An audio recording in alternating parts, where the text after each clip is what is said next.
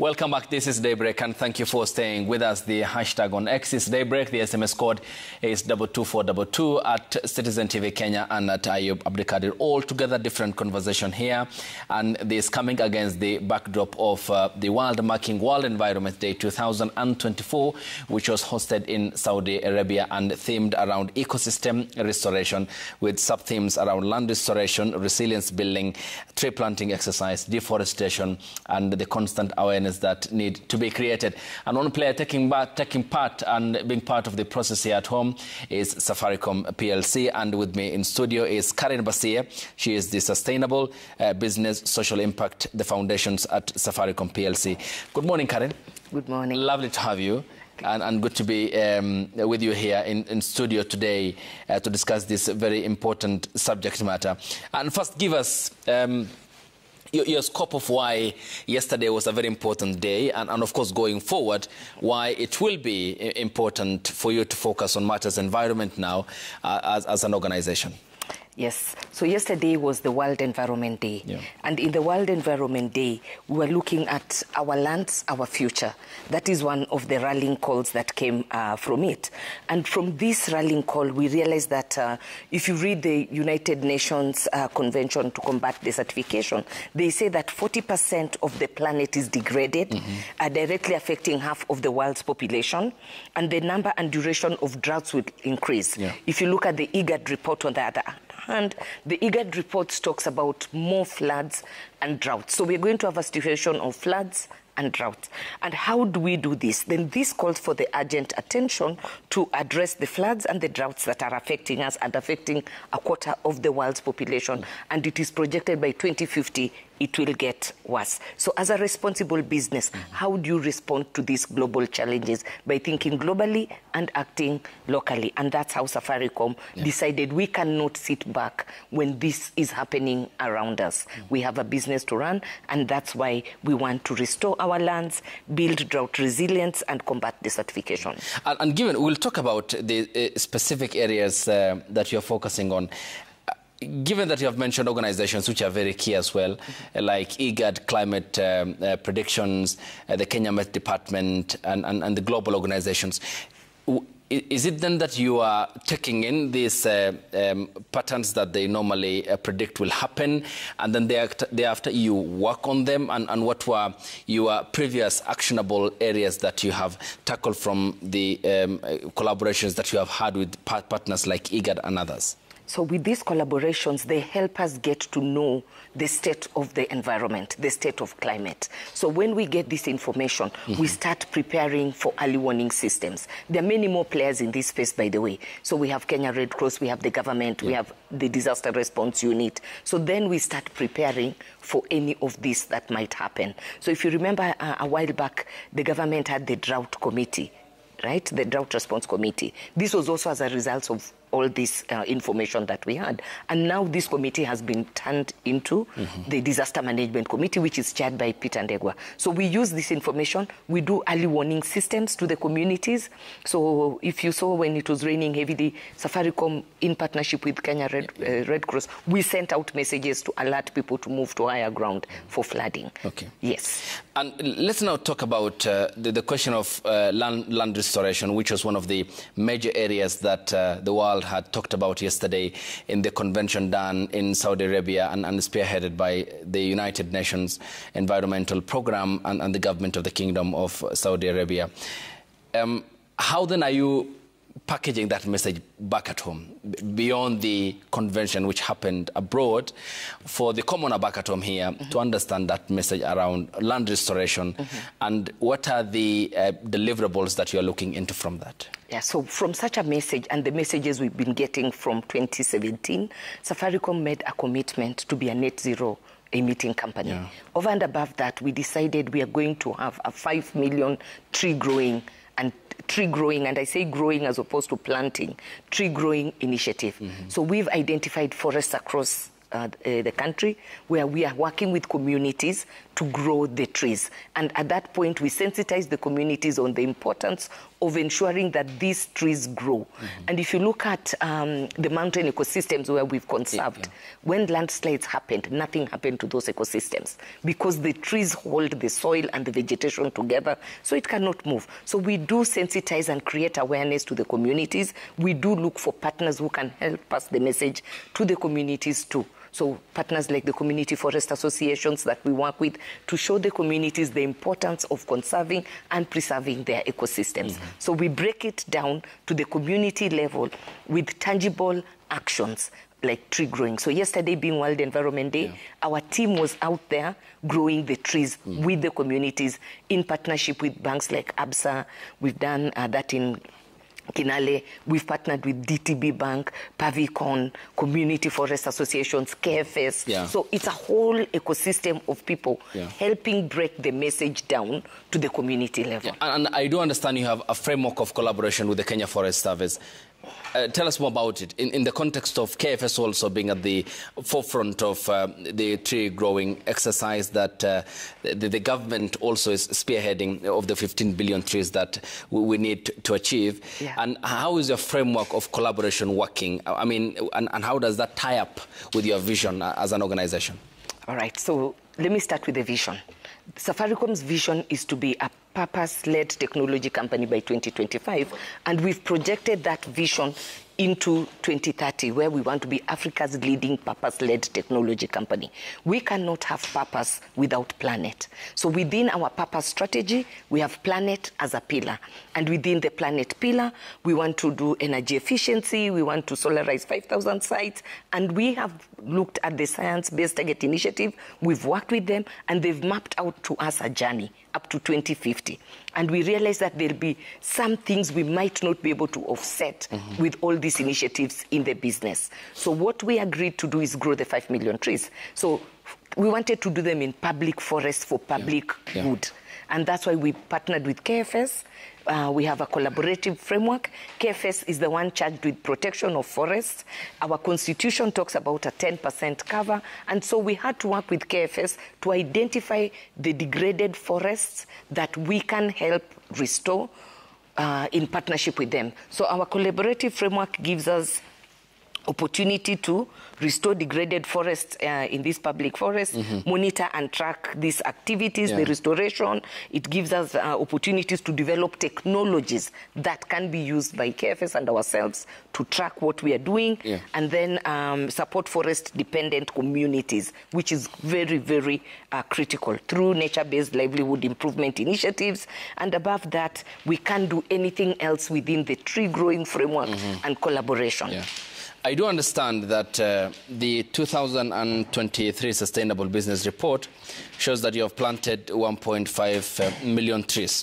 And there is an ambition to get that number to 5 million. So you have a deficit to cover of 3.5 million. So when do you intend to achieve this? Is there a time frame set? Yes. So we had said we'll do this in 5 years. And this year, we've accelerated the tree growing. We are targeting to grow 1 million. So as we speak right now, we are 2 million. So remember, in this rainy season, we took advantage to accelerate. So by 2026, 2027, we should have hit our 5 million mark. And when you talk about that, we are talking, is this then informed by the fast degrading forest cover in the country, and which is a concern equal for other stakeholders, as you have mentioned, KFS, the community-based organizations, and partners including IGAD and the United Nations Environment Programme. What was the prompting factor behind this and behind this call as an organization to take up this assignment as very key? As a business, we realized we cannot ignore climate risks. The climate risks are here with us. And we looked at a way in which we can contribute in a tangible and meaningful way. And we did not want to leave anyone behind. So we had to sit down with KFS and say we want to restore degraded ecosystems.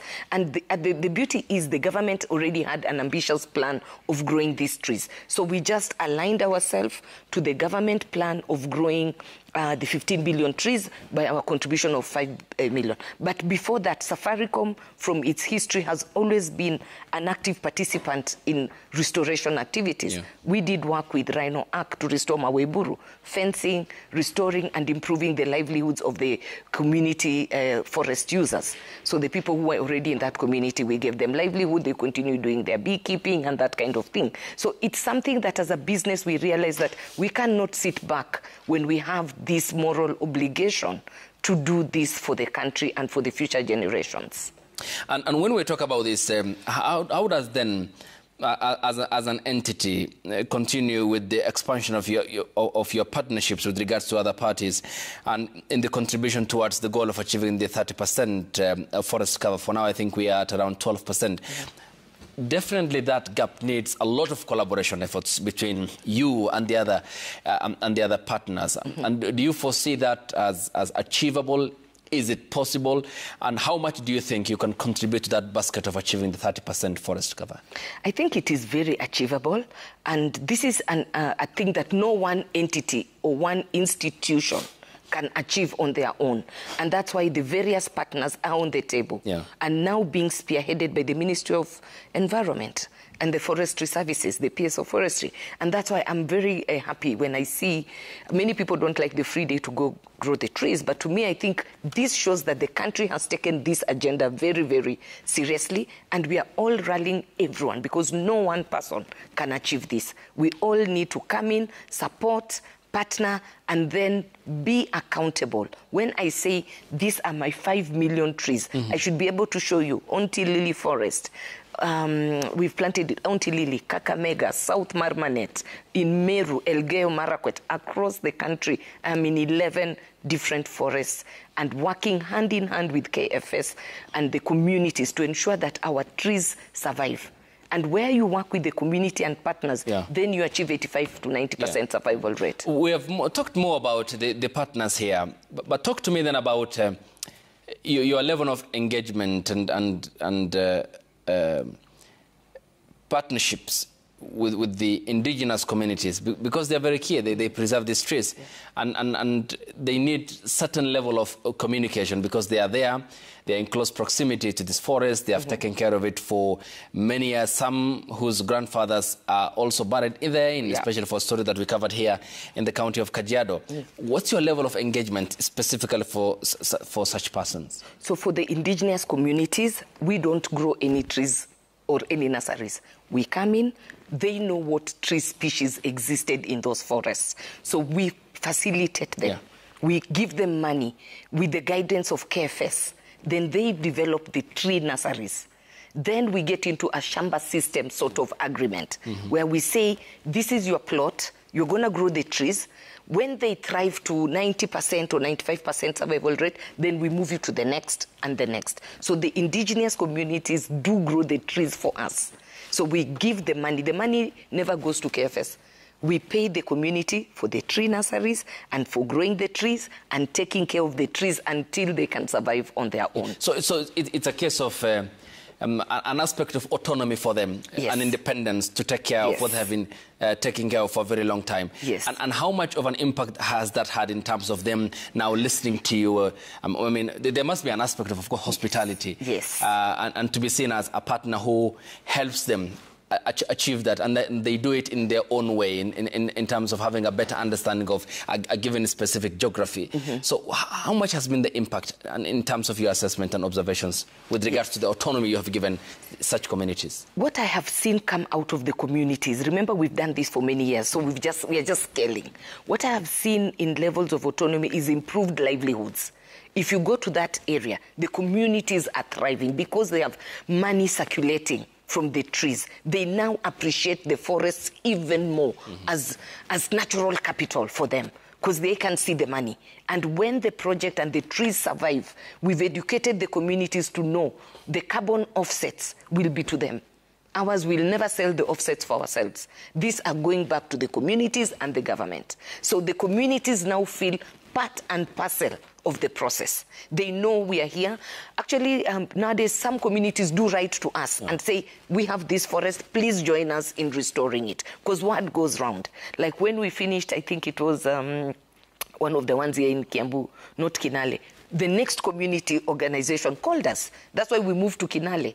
So we had finished one, and they said, please come, let's partner and restore this ecosystem. So as word goes by that Safaricom is doing this, we are looking for partners. Different people have looked at our model that empowers the communities, because these are the indigenous people who know how these trees grow and the species in there. And as you said, their great-grandfathers were in this forest. And given that the benefits also will have an impact on their livelihoods, what has been from your assessments and not taking the social welfare progress that they have made in terms of the investment that they're getting out of this forest when they conserve, through your efforts of course, the monetary helping and the money that you're churning into that and giving them that degree of independence in the management of the forest, in terms of them meeting their livelihood demands, the aspect of school fees payment, daily, subsistence with regards to putting bread on the table. Has that also worked out for them in terms of having a positive outcome on the flip side of their social welfare aspect? Yes. When we did the last assessment, we realized that we had impacted directly 2,000 community members, indirectly 10,000 community members. But what excites me most about this is where they see the tangible use of the forest. When we fenced Mau Eburu, we included in the livelihoods for the community there, and we let them keep beehives. So we go back as Safaricom to buy that honey. Whenever we have events, if you come to a Safaricom Foundation event or any event, the honey we give you is from the community that we supported in their tree growing initiatives. So we close the loop for them. So the community then now sees the benefit of land restoration, because it impacts them as a person directly, for his children, for his family and her family. So it works in a very, very beautiful way. Yeah, and yesterday was only a day affair, because it's the World Environment Day. There's the theme, but environment is an everyday affair. I mean, it's what's around us, the free oxygen that many of us take for granted, and how we seem not to be taking note of the everyday environmental challenge around us. But for you as an organization, there must be the continuity aspect, that this must proceed. So beyond World Environment Day and having this conversation 24 hours later, then as an entity, what are your planned projects and initiatives going forward, those that are in the pipeline and are set to be accomplished with regards to environment, and tie that up to the other everyday challenge about the environment across the country and across the continent, having fingerprints all over, since you're also in Ethiopia? So yesterday was just a day. But remember, we are growing trees, and we grow them when it rains. So before World Environment Day, in this rainy season, we were doing that. When we leave, the community carries on, because we might not have hit the target for that moment. So like yesterday, I think we did only 10,000, and we're supposed to hit 50. So the community, and that's why community is critical, will continue on that. Above that, now we shift gears to starting to think through COP29 is coming up in Azerbaijan. What message are we going to support by advocacy? Then we have initiatives where now we bring in the intellectuals to discuss and help us. Remember, we are a tech co. We are not environmentalists, all of us in the business. So we also need to get into forums where we learn and that kind of thing. But over and above that, in our day-to-day, we are looking at energy efficiency. We are looking at converting our 5,000 sites. We are at 1,500 thereabout sites into solar. We are always looking at alternatives that we can use and exploring what else we can do. Then for us, we also look at decarbonizing society. So what are the things we do? For instance, M-Pesa. You don't need paper anymore. Everything is on technology. Then we explore use of technology for day-to-day transactions that then positively impact the environment. And given that we have talked about the aspect of land restoration and tree planting, there is the risk of desertification. How are you packaging your message around this in terms of awareness and to the communities you are targeting? You talked about 2,000. I'm sure you have many more engagements with other communities. Desertification, not to cut down trees. How do you package that message? Do you know the best ambassador for this message? Children. So we have an ambitious tree growing project in schools. So any foundation project that we do in schools, in hospitals, we plant and grow our trees. The children take care of the trees. Then we pass the message to the children on the importance of the trees. Over and above that, when we talk about the carbon emissions and how communities can benefit, we are in partnership with 4RD Digital, where we've developed a technology or a platform called CAVEX, where the small and micro tree growing communities can be able to trade on the platform when it's ready and start enjoying the benefits of their trees. So when people hear that the trees can help you earn something, then they take it very, very seriously. Then they won't cut and cause their certification. But also, I think Kenyans are now more aware than we give them credit. The communities are aware on the importance of having the trees in just stabilizing the environment, changing the microclimate, and that kind of thing. Yeah. There's also around, in this context, as we proceed, the talk around carbon credit. Yes. Do you break down that message in terms of the technicality so that the common man in the communities you're targeting can understand and also benefit because it comes with the monetary value as well? Yes. So is there also a way you are unpacking that to the simplest way of communication so that it gets to the people? Yes. So we have a partner, they're called Integrated Forest Community Conservation Management. So we have worked with them to be able to break the technicalities to these communities. And the communities now understand. If you ask the communities where we've been, they'll tell you Safaricom is growing these trees for us, one, to offset their own footprint, two, and to help the children in the future. Simple.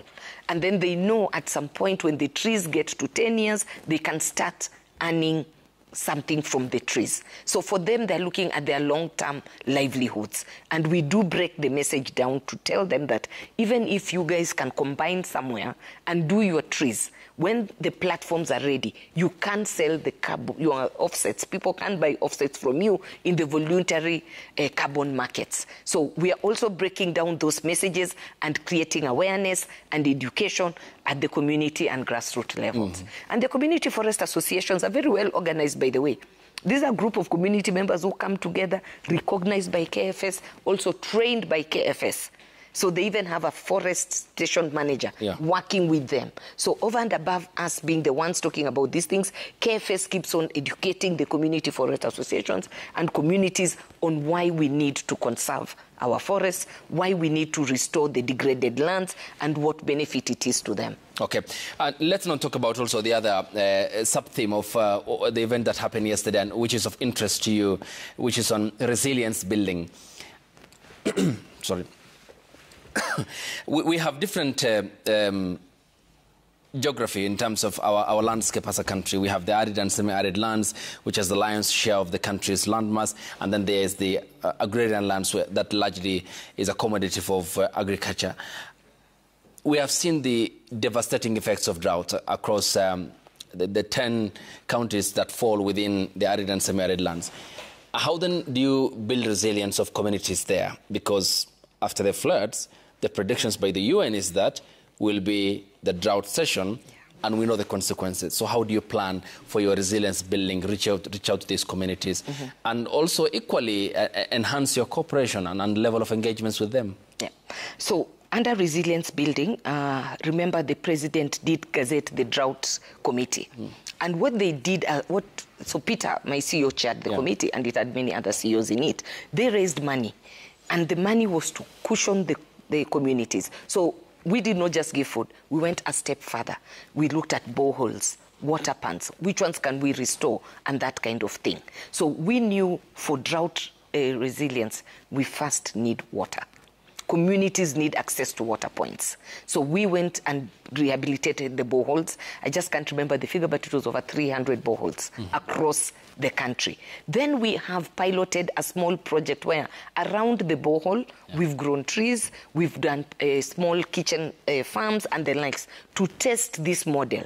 If it works, then we can now scale it and say part of resilience building is to, in fact, I think scientists argue that tree growing is great, but also we just need to cover the land. So maybe grow grass, as a start. So we're exploring these models and seeing what's best to help resilience. Over and above that, when you look at the pastoralist communities, if they had early warnings with proper messaging saying, drought is coming, it's going to be prolonged, you have the following livestock, would you mind selling the livestock for now when the market is good, then hold on to the money or something. The commercialization. The commercialization. Yeah. So that's another way of building resilience within communities. And then diversification of their sources of livelihood. That would also help. So these are things that we are experimenting on a small scale, and then see how it works, then we can.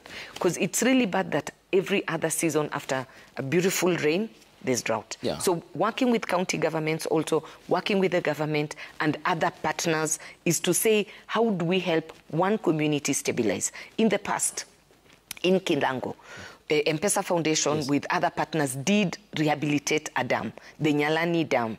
And after rehabilitation of the dam, the water was piped into farms. So during the drought period, as much as it was hot and everything, the water was in the dam, the communities could farm and carry on with their livelihoods and sell this to the markets and other areas. So it has shown it can work. So if we were to extrapolate this, of course, Safaricom will not be able to do this alone.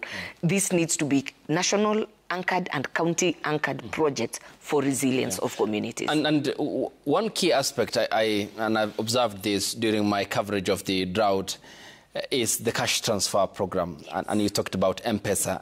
How of a support is this, especially in communities and target persons getting the cash from for example, the government, and which is the role that M-Pesa has played, and how of a boost has it been? I think for me that's one of the most amazing projects, because it restores dignity. It restores dignity to communities, to families, and you have variety. So what the role we play in such is ensuring that we help the government in validating. So the government gives the list, then we send the money to the actual recipient of this subsidy or this help. So we are the company that helps them get the money to the communities. Then the communities can choose the menu they'd like to eat. Remember, when you give people food, they have to queue and get the food. It's very undignified. But cash transfers then empowers the family to go and choose what they can, and then it helps the economy in the area, because then you can go to the shop and buy the food, and then the economy is rejuvenated. Yeah, and away from the tree growing, which was themed around what you have talked about, land restoration, desertification, drought resilience, and the theme and how it fits into your goal as a business. On Tuesday, a video was posted on Safaricom social media pages of an AI, artificial intelligence-powered solution known as M-Twiga to deter human-wildlife conflict. And this is also one of the major themes during the World Environment Day 2024, to lessen human-wildlife conflict and the threat that is posed by human expansion into wildlife territories, which is more or less the prompting element here. Yes. I mean, tell us more about that. So M-Twiga is an alert and deterrent system that prevents elephants or wildlife from causing human-wildlife conflict. So it deters the wildlife from encroaching into human space. Because when the wildlife encroaches into human space, then the conflicts occur. So we've made it in a very rudimentary way, in partnership with Vodafone and now WWF, where it has a camera system. You can place it on a pole within a livestock boma or within a crop field or in the community. Then the camera does identify, using AI, what species is coming towards the community. Then it sends alerts. It sends messages to specific numbers, and then it triggers warnings. So like bees, elephants are scared of bees. So it will trigger the sound of bees, then they'll deter the elephant. So it's designed to be very robust. It can use where there's technology, that's why there's network, or where there's no network. And it operates in a very easy way of just deterring the animals from coming into contact with human beings. So it's a system that we've developed, and right now we are piloting it in Mara Siena Conservancy. So we will be able to get more data, refine it, and see how else the AI can be deployed to help in future curb human-wildlife conflict. And because you have seen those cases coming up, and up to the extent of compensation that was sought by some families, and the government also speaking about this because of the casualties as a result of human-wildlife conflict. But that is in which, the Conservancy in which county? Mara. Yeah. That is in the county of Narok. Narok. Then we also have other, parks that have elephants and other wild animals. And considering the landmass is huge, isn't it going to be stretching in terms of resources and the implementation of that? Yes, the actual spirit is to prove, the proof of concept that the innovation works. Once the innovation works, and we are already in talks with KWS to say that we have this system that we can scale. Yeah. So this is a proof of concept. Yes. Then discuss with KFS. The money, KWS, the money KWS uses for compensation can be invested in this system and use of technology to deter human-wildlife conflict. Okay. So that's the spirit. All right. And how else is Safaricom leveraging on technology to conserve the planet of all what you have talked about here? So if I now focus a little bit on our tree growing again, we have a partnership with Dedan Kimathi University where they're using technology to monitor and track our tree growing across the country. Over and above that, we are leveraging the CAVEX that I've told you, that's the carbon exchange, for our digital to be able to help small-scale tree growers exchange money and get some carbon offsets. So we have technology to track our own.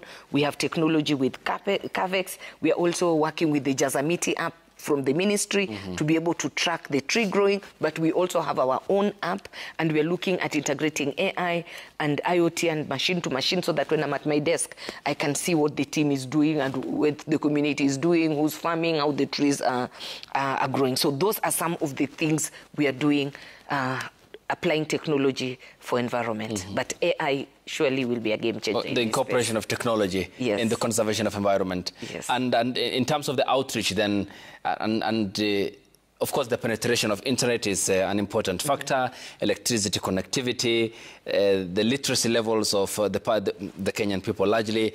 Is it in a way going to be also one that can be simply understood by the commoner down there?